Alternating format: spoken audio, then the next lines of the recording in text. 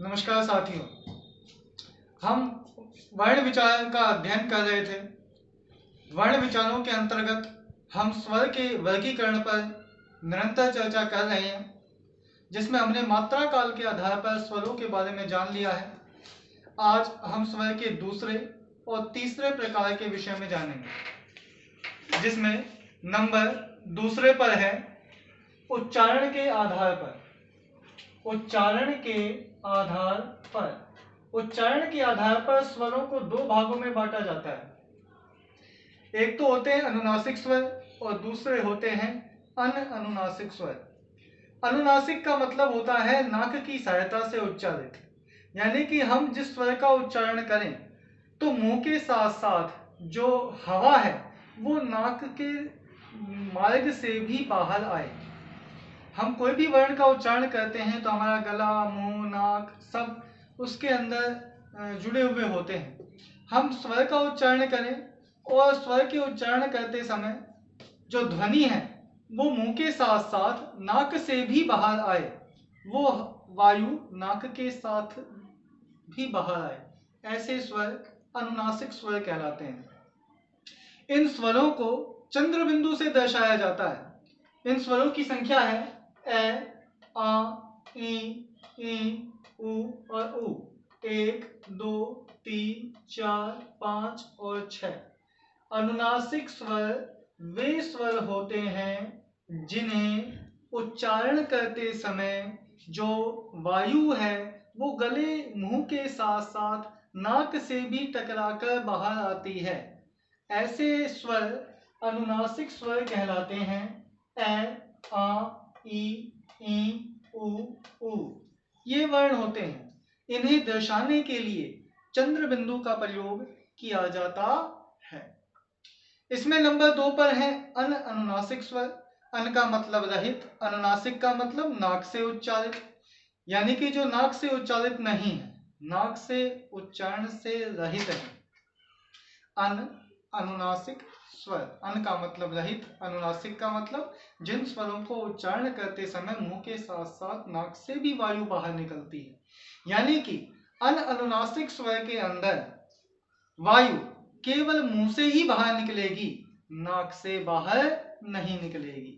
ऐसे स्वर अनअनुनासिक स्वर कहलाते हैं।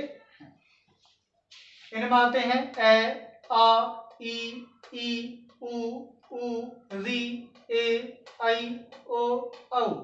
1, 2, 3, 4, 5, 6, 7, 8, 9, 10 और 11, पूरे 11 स्वर निरअनुनासिक स्वर। हम स्वरों के वर्गीकरण में दूसरे प्रकार उच्चारण के आधार पर स्वरों का वर्गीकरण कर रहे हैं। इसमें हमने स्वरों को दो भागों में बांटा है। एक तो है अनुनासिक स्वर और दूसरे हैं निरअनुनासिक स्वर या अनअनुनासिक स्वर। निर का मतलब होता है रहित और अन का मतलब भी होता है रहित।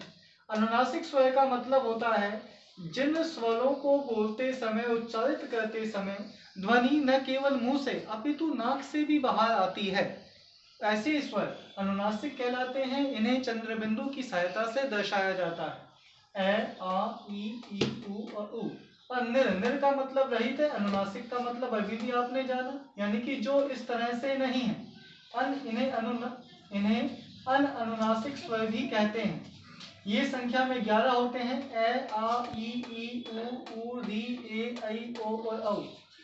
इन स्वरों को उच्चारण करते समय जो ध्वनि है वो मुंह से ही बाहर आती है। वह ध्वनि की जो वायु है वो मुंह से ही बाहर निकलती है, नाक की सहायता उसमें नहीं आती है। ऐसे स्वर अनअनुनासिक स्वर या अनुनासिक स्वर कहलाते हैं। स्वर के तीसरे प्रकार पर जाएंगे। स्वर वर्गीकरण में तीसरा प्रकार है जिह्वा की क्रियाशीलता के आधार पर। जिह्वा यानी कि जीभ की क्रियाशीलता यानी कि काम करने के तरीके के आधार पर हम जब स्वरों का उच्चारण करते हैं तो हमारी जिह्वा भी उसमें सहायता करती है।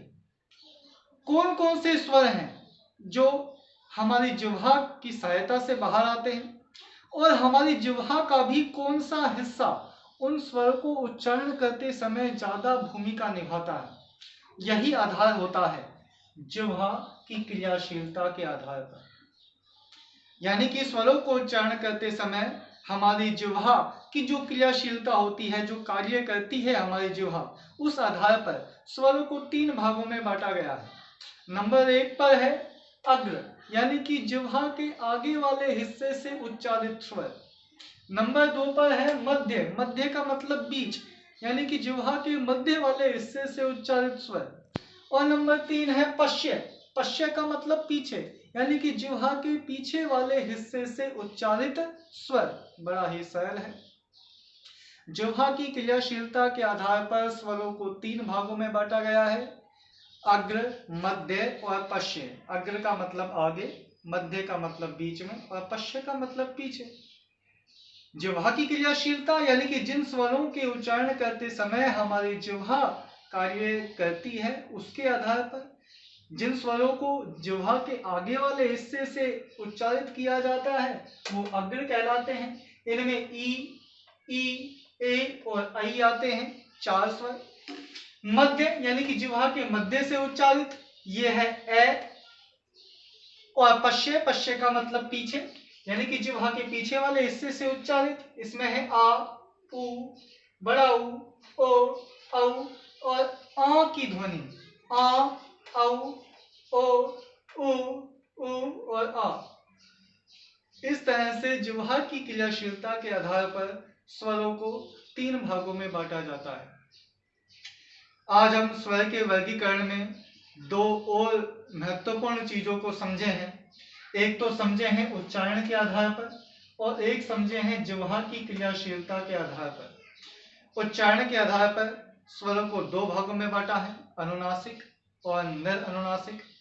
अनुनासिक स्वर वे स्वर होते हैं जिन्हें उच्चारण करते समय जो वायु है वो केवल मुंह नहीं बल्कि नाक की सहायता से भी बाहर निकलती है, वो अनुनासिक स्वर होते हैं।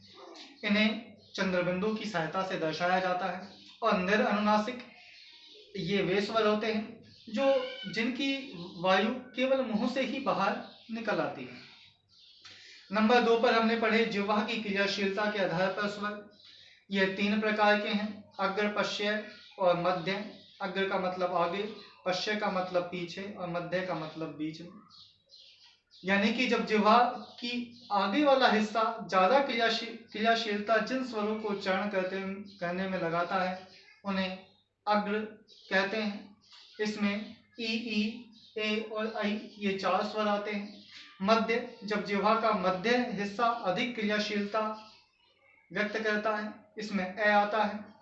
और सबसे अंत में है पश्य, जब जिह्वा का पीछे वाला हिस्सा ज्यादा क्रियाशील होता है, इसके अंदर ए, आ, उ, ओ, औ और आ ये 6 वर्णों का उच्चारण होता है।